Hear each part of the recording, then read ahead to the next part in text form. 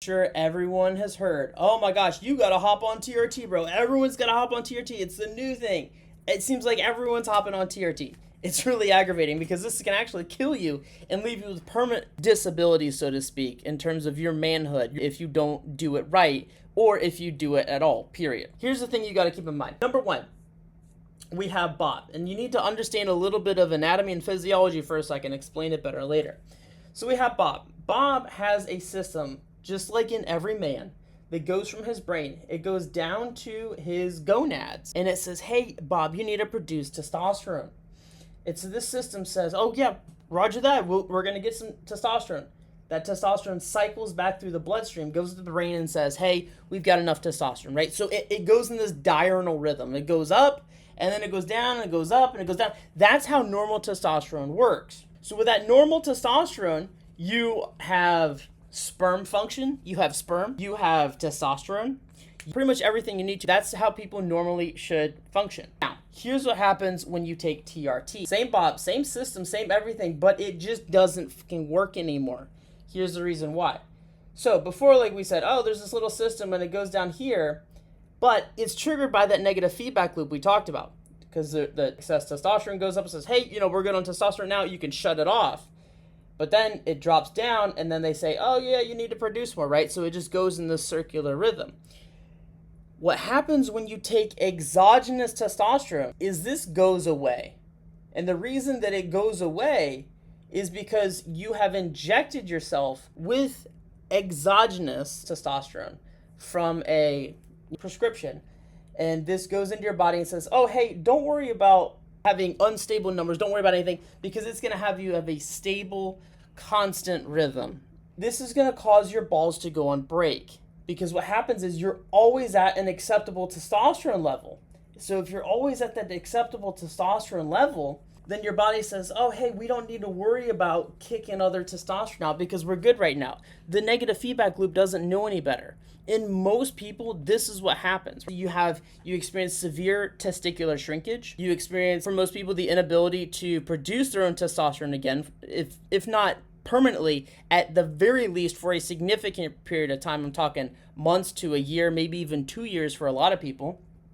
And you have a significant reduction in your sperm quality and quantity.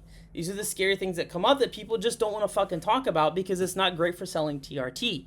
These are legitimate real side effects. So what happens is we have lower sperm quality and quantity, and you can't produce your own for a decent period of time. The other massive issues from this are going to be things like everything that you had when you were a teenager plus hair loss. I'm talking about acne, mood swings, hair loss like I mentioned.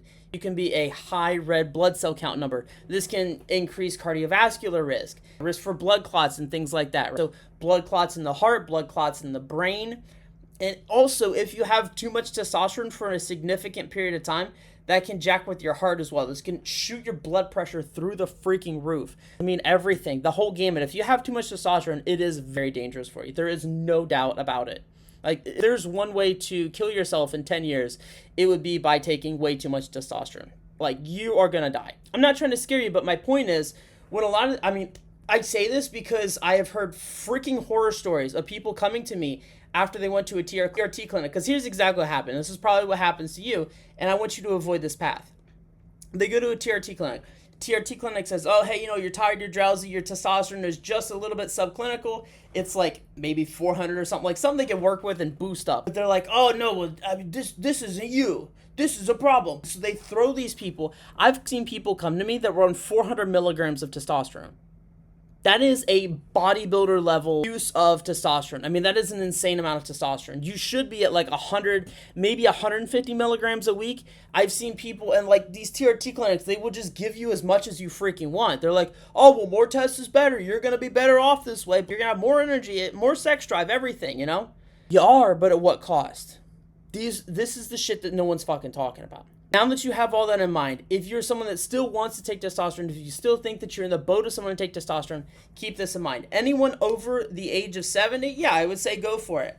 And if you're over the age of 50 and you're fine with relying on needles for the very real possibility of having to rely on needles for the rest of your life, that's totally fine. Go ahead and have at it. If you're someone that ever wants a possibility of children in the future, I would say stay away from it. I would say it's not worth the risk, because what happens is that spermatogenesis, as we talked about, that severely goes down. So normally you should be at like something like 100 million, about 100 million sperm per ejaculatory load. Majority of people, over 65% of people that have been on TRT for 2 years, had tested to be azospermic, or very close to, and majority of the participants in the study were clinically severe oligospermic. So this means that you're at, what is azospermic? I think it's 3 to 5 million sperm per ejaculatory load, and severe oligospermic is like anything that's like less than 10.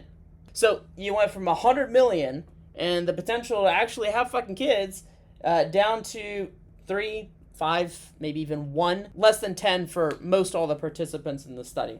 Plus testicular shrinkage, which no one really cares about how big their nuts are. I mean, if you want to, I would say, you know, don't take testosterone if you're worried about how big your nuts are going to be. But it does not actually shrink your penis size. If anything, it grows your penis size, because we talked about the increase in the red blood cells. That gives you a better pump. It's going to give you actually more penis size in the future. It's not literally going to grow the tissue, but it's going to help it basically pump more blood into it, and you get a blood volume increase that way. So it can be beneficial for that, but there's a lot of other ways to do that, and I also have other videos that explain that. So if you guys are someone that is still considering this, you have other questions or concerns about testosterone replacement therapy, please drop a comment. You can go to my email. You can go to all my other social media platforms. I'm always handing out content like this and information like this to help you better understand these real struggles and these things that I have seen, these horror stories that I've seen from people coming to me that need help. So I hope you guys found something good in this. If you want something else, if you want different type of content, you want content on whatever part of testosterone, how do I raise it? How do I do this? How do I do that? How do I, increase my sex drive? Whatever. Drop in the comments. I will make a damn video on it. I love you guys. Take care. I'm here for you.